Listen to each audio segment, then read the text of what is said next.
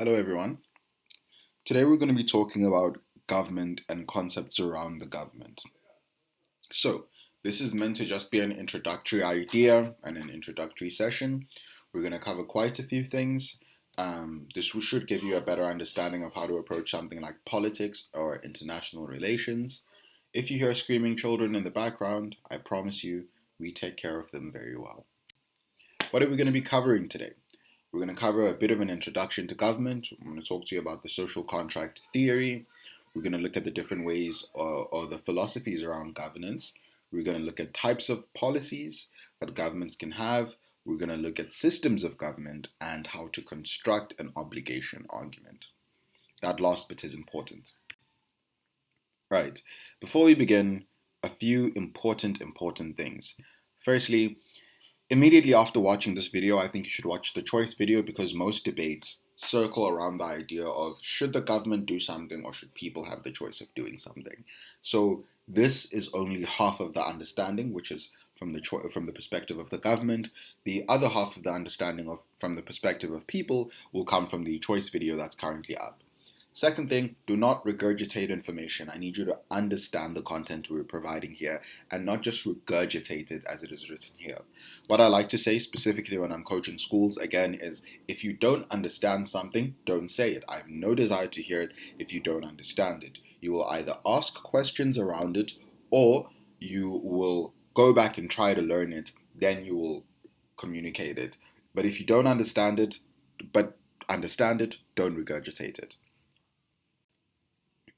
I want to briefly look at what a world without a government would look like, and I want you to close your eyes and kind of imagine that with me. So it would be a world where we can all behave how we want, and no one would have, the right to protect you but yourself. No one would protect you other than yourself. It's self-sustained. So basically, there would be, because without a government or without a group of people agreeing on how trade is going to happen, there's really no way it's going to be done. So we'd all be kind of working on our own as far as trade goes. And there'd be no real consequences to our actions. We could kill someone and be like, well, that just happened. And there'd be no one to arrest us or anything like that. So what I kind of want to drive is the idea that in a world without a government, we have absolute liberties, right? And generally, the problem with having those absolute liberties is that sometimes they may overlap with each other. So the government has existed throughout time, and the structures are there to create order, right? They're a group or an organization that's there to maintain and create order. Ideally, they should be democratically elected. But the universal obligation of a government is to mediate the interest of its constituents. What I mean by mediating the interest is what I was talking about a second ago, that we would all do whatever we want. It'll be like, think about The Purge. For that period of time, I know some of you may have watched that movie. I'm not sure if the rating is, accurate for high school kids, but maybe you did. So for a certain amount of time, there are no laws that are enacted. Everyone is free to do whatever they want. The problem with that is that everyone's interests would undercut each other. So you might have the interest to live to see the purge. That interest is mutually exclusive and contradictory to your friend's interest to possibly kill you, right? Your friend may want to have, I don't know, their house on a certain plot of land. You may also want to have it on that plot of land. So your two interests are competing with each other, and you both can't have what you want. So governments were put there to mediate the interests between people so that everyone is able to, within reasonable jurisdiction, have what they want, and within reasonable jurisdiction to also be protected. That is the underlying philosophy of governance and how it should work. Now, let's have a short conversation about the social contract theory. So, the social contract theory suggests that by virtue of being born in a state, citizens have to give up certain rights in exchange for protection from a collective state or government. So basically, we participate in a society in accordance to the rules of the government in exchange for protection and benefits like social welfare. What that is suggesting, at its simple and most basic core, is that in order for the government to be able to mediate your interests as people, you should give them the right and ability to mediate that interest. So if you give them the power to say, hey, you can mediate my interest in relation to someone else's interest, then that is what the government is going to do, basically. We're going to look at a lot of the ways that government mediate interests is predicated on the creation of laws. So they limit one person's ability to murder whoever they want in exchange for someone else being able to be protected. So that is an example of a legislated means of mediating people's interests. And you have to allow the government to do that via the social contract theory. So different authors have written about it, such as Thomas Hobbes, John Locke, and Rousseau. Each has had different interpretations of the social contract, with Hobbes emphasizing the need for strong governmental authority to prevent chaos, Locke focusing on natural rights and limited government, and Rousseau emphasizing the idea of a collective agreement among individuals to form a society. So Hobbes wrote about it in his work Leviathan, which was released in 1651. Locke wrote about it in two treaties of government, which was released in 1689, and Rousseau wrote about it in The Social Contract, which was released in 1762. So you guys can check those out if they interest you. More on the social contract theory. So it works on the idea that you would be giving up certain rights to the government. This would be one of four things. Firstly, natural rights. So some philosophers argue that individuals surrender some of their natural rights, such as the right to absolute freedom, in order to live in a civilized society. The second one would be their right to enforce a form of personal justice. So you can't just go around and do whatever you think is correct, because remember, you've elected this group of people to kind of determine what is right and wrong and how justice should be enacted. And part of that is kind of leaning on to point three, which is the idea of the monopoly on violence. What this means in a non-fancy way is that the state is the only body that has the right to be violent or legitimately use violence. So you surrender your right to, violently kill someone or like beat someone up to the state, who are the people who generally decide if you can have the death penalty or, incarcerate someone or anything of that nature. There are some exceptions to this, like in the case of self-defense, but that's basically what the monopoly on violence refers to. The state is the only actor that can use violence legitimately. Again, it's when I phrase it like that, it offers a few questions, but yeah. And then you also give up some liberties. So this is depending on people's interpretation of the social contract. So liberties such as freedom in exchange for security and stability, these are all things we've kind of already alluded to.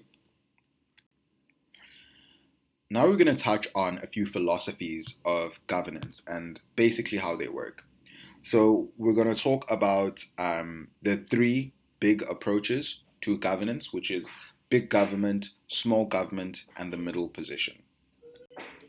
In relation to big government, so the big government position suggests that the government can interfere with individuals' freedoms if the person affected would be better off or if they would be less harmed as a result of the policy. So in this case, the government is as involved as possible within people's lives and the way that they would work and the way that their realities are kind of created and manufactured.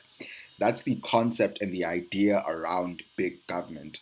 So they can intervene in people's personal choices and their right to choose. They aim to further a person's well-being by kind of making the decisions for them. When you watch the choice video, you're going to look at the alternative side to this.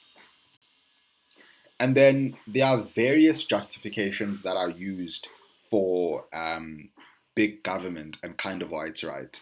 So one of them is the idea that the person who is making the decision, is making a decision that's against their own interests, even if they are like knowledgeable. So that is one suggestion. So the government would make a decision that is in their best interest. A second one is the idea that the policy would protect a moral well-being and enforce a sense of community standards. And then a third one is the idea that the policy is necessary to kind of promote a sense of social interest, or the interest of a collective society. Generally speaking, they'll lean on the idea that people are making decisions ill-informed, so they don't know as much as the government does. So these are all different ways you can kind of justify the big government approach.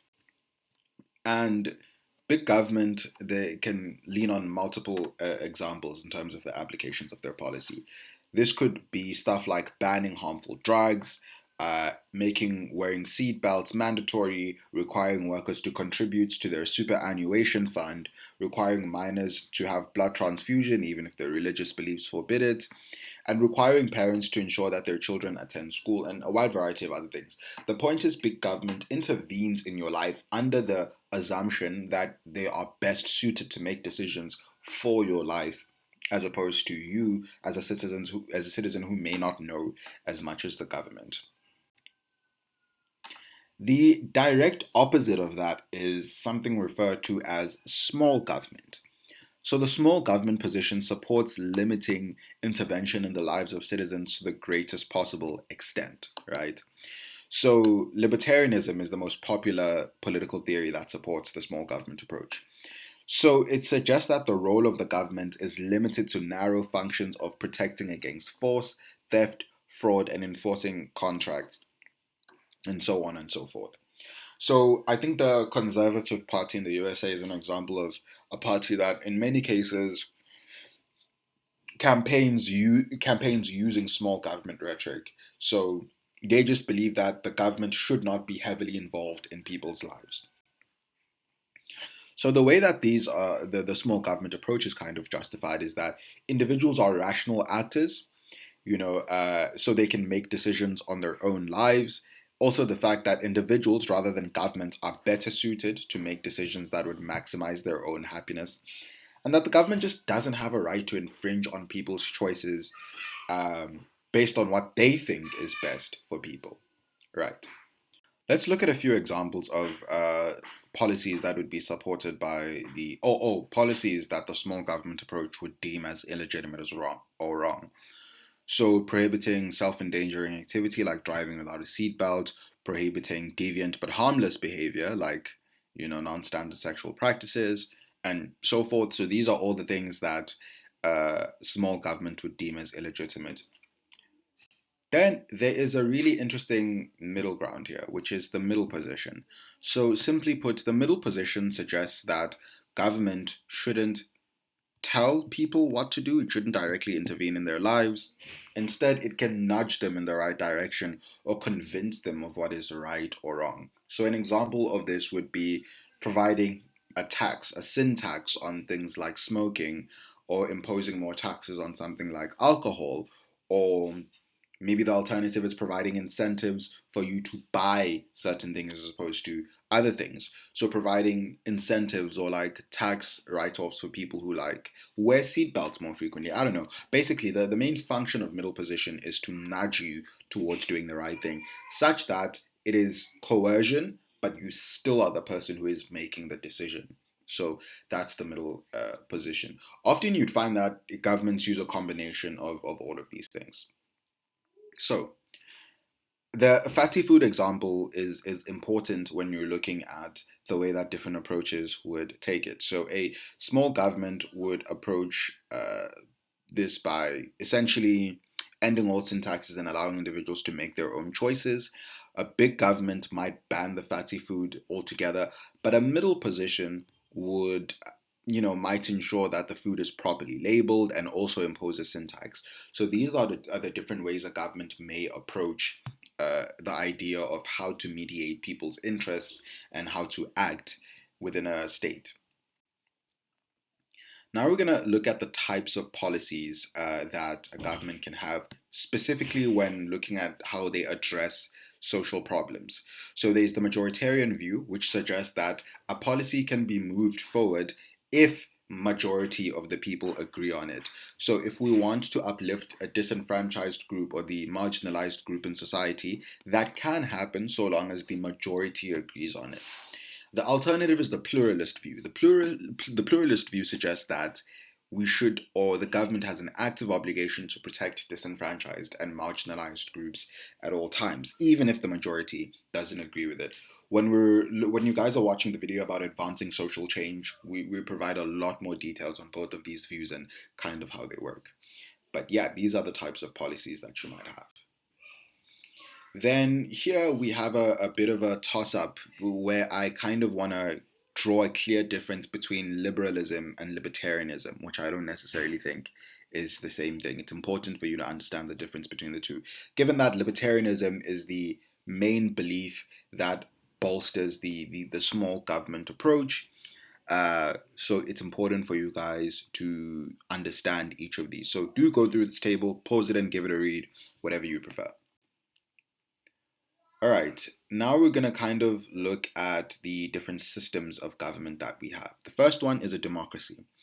So in a democracy, power is vested in the hands of the people, so you vote people directly into power. And mostly you have things like referendums where you can directly vote on a lot of issues. So voting is a major part of a democracy. There is another video on democracy that we've also made that was made by Leighton actually, and you guys can give that a watch. It's a very nice video.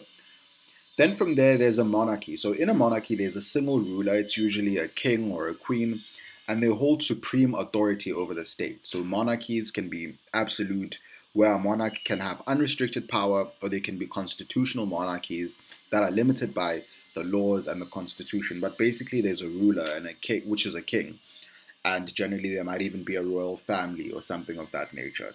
So that would be how a monarchy would function. Then there's authoritarianism. So authoritarianism is a system that concentrates power in the hands of a single leader or a small group of individuals without any real accountability or checks on their authority. So their regimes often suppress any political opposition, they restrict civil liberties, and they maintain control. So these would be things like dictatorships and militarily run countries and one-party states. The fourth one is totalitarianism. So totalitarianism is a system characterized by extreme government control over all aspects of private life. So they seek to exert total dominance over society and claim dissent through propaganda, surveillance, censorship, and a whole wide variety of other things. Totalitarian regimes often involve ideology that seeks to transform society in accordance to a particular vision, such as communism or fascism. Let's do some work to kind of draw the distinction between each of these views. So if you want to look at democracy, it's very different from the rest of the three. I don't think I need to spend a lot of time on it. The main thing that's important in a democracy is that people have the power to choose who to vote for, right? They have the power to lodge referendums where they can vote on policies. A monarchy is where there's a royal family, or like a king or a ruler or a queen or whatever the case may be, and they rule over the rest of the nation. So in the case of a monarchy, it can be a monarchy that has unrestricted power where they do all of the ruling, or it can be like in the case of the UK, where there's a monarch but it's constitutional, so there's also a prime minister and a wide variety of other political structures. Then with authoritarianism and totalitarianism, which I think is seems very, very similar.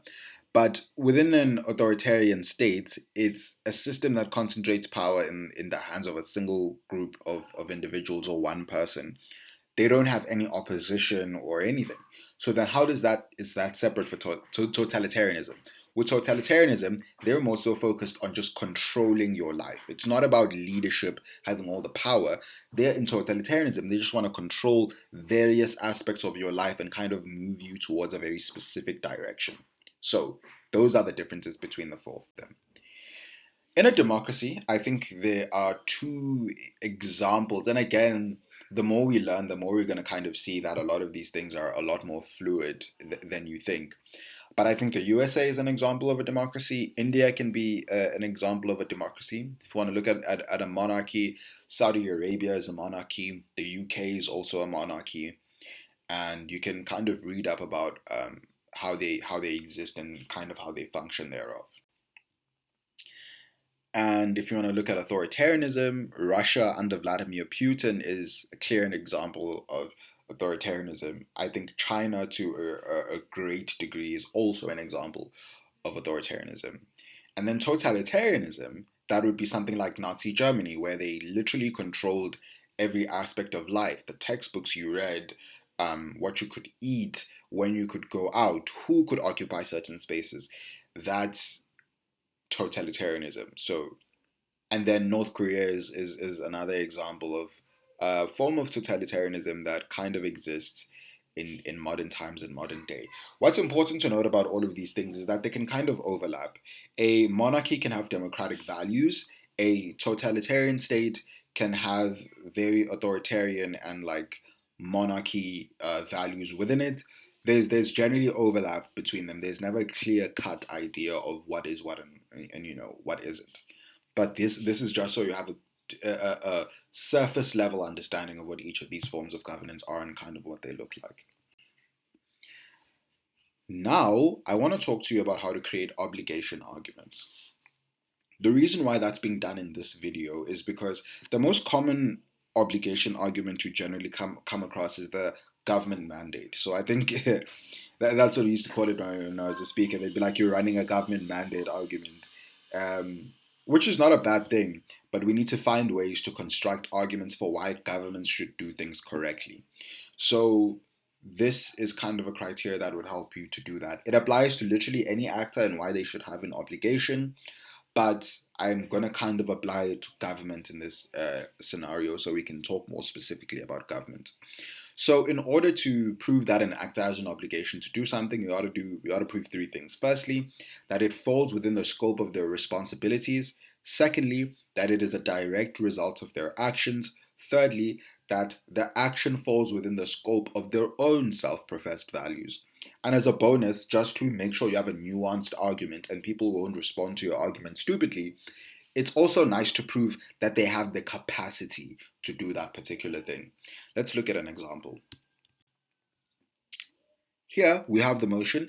This House believes that government should put in place policies to protect the environment, even if it is at the expense of economic development. And I chose side proposition, and I'm making one argument here. The idea that the government has a direct obligation to protect the environment.